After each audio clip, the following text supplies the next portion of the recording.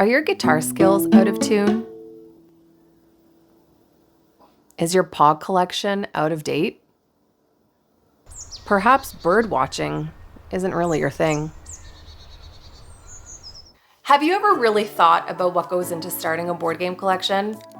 Well, neither did we. If you stick around, I'm going to tell you all the little tips and tricks that we had to go through while starting our journey. Let's get into the nitty-gritty.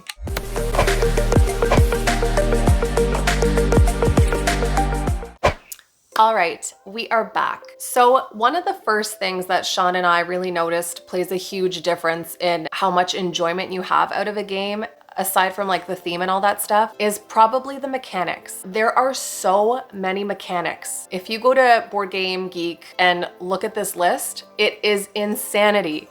So just to name a few, we've got dice rollers, there are deck builders, there's worker placement, resource management, card drafting, trick taking, tile placement. There's literally a mechanic for everyone. One of the things that you want to consider is that some games combine multiple mechanics. And really at the end of the day, I think that if there's a mechanic that you're not a big fan of, you're likely not going to really enjoy the game. It's probably a good idea to test out some different games if you can and see sort of what you really enjoy and what kind of rocks your boat. Theme.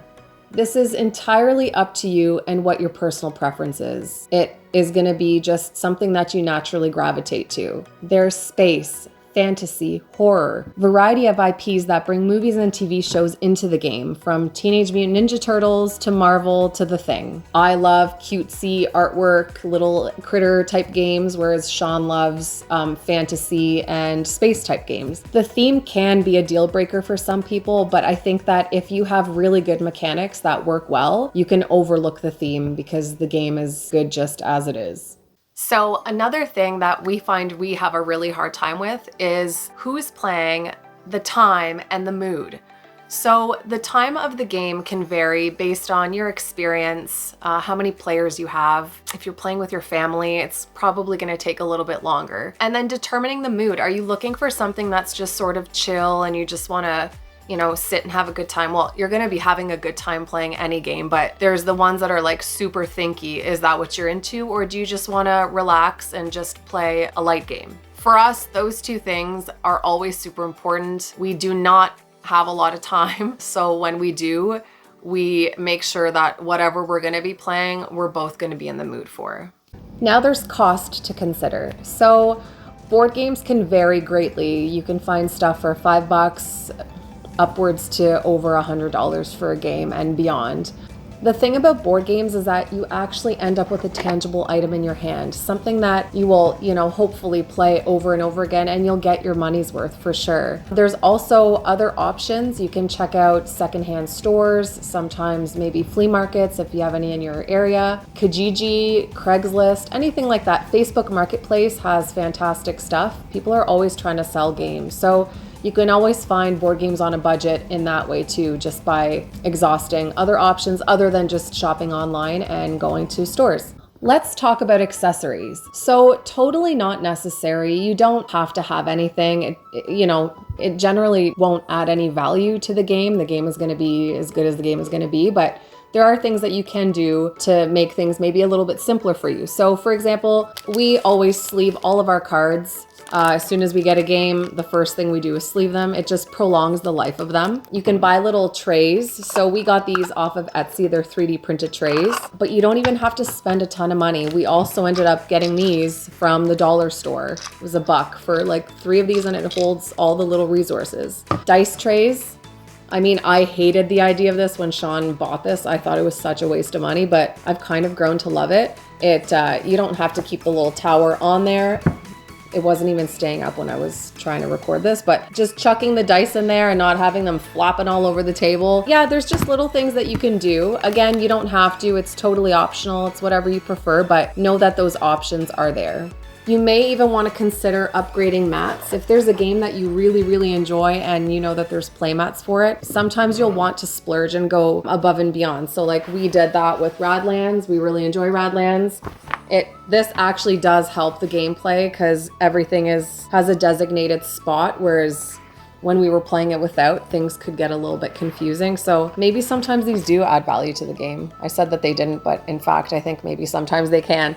Anyway, again, not necessary, totally optional, but some of these things can really help the experience be just a little bit more easier for you. Once you've gotten all your games, now you really need to think about where the heck am I putting them all? Everyone lives in different sizes of homes, people have different needs. So you really want to think about, do I have space? Where am I going to put these? There's storage shelving units. We have to use a tiny little utility closet. You make do with what you've got. And you should always be mindful of temperatures. So if you're like, I'm just going to store my games in the shed or, out where it's really hot and then really cold in the winter, that kind of stuff can impact the quality of your game. So just consider stuff like that.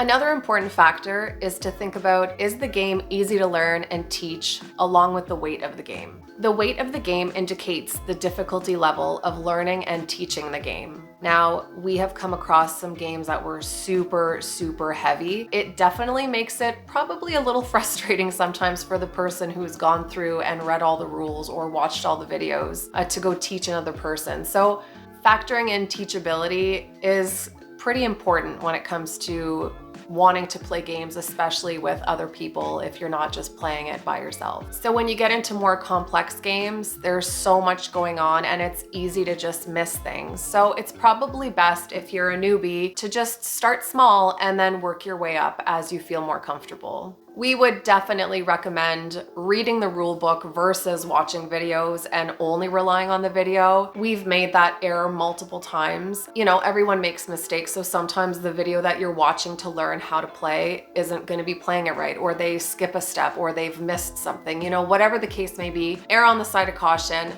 Yes, the rule books could be pretty hefty, but you're probably better off reading it straight from the horse's mouth than watching someone who may have not played it properly.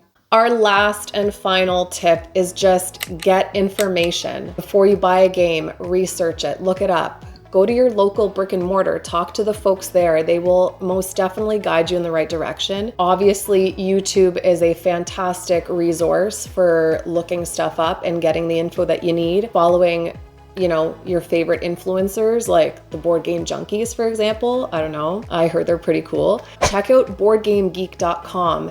They have literally everything. All the information for every game is on there. They tell you the weight. They tell you what it's ranked. They give you the description. Sometimes there's videos on there. Check out online forums, or even just connecting with people through Instagram or Facebook, just anywhere that has the little board game community. People are always so lovely and willing to help. So before we go, we wanted to just give you a quick little list of some games that you might want to consider as a newbie. Some starter or gateway games for solo player mode would be Friday, Palm Island, and Cascadia. Some great games for 2 players would be Lord of the Rings Duel for Middle-earth, Patchwork, and Lost Cities. And lastly, multiplayer games, you might want to consider games like Pandemic, Catan, or Splendor. All in all, we hope that you enjoyed this video. We hope it was informative and helpful to you, maybe made you think about things you didn't really think about before. If I missed anything, please leave a comment down below. We'd love to hear from you and also help out the community. If you enjoy our content, please remember to like and subscribe. It helps our channel grow. We are also on Instagram at board.game.junkies, and we just post any upcoming playthroughs or just little fun things that's been going on. Thank you so much for watching and happy gaming.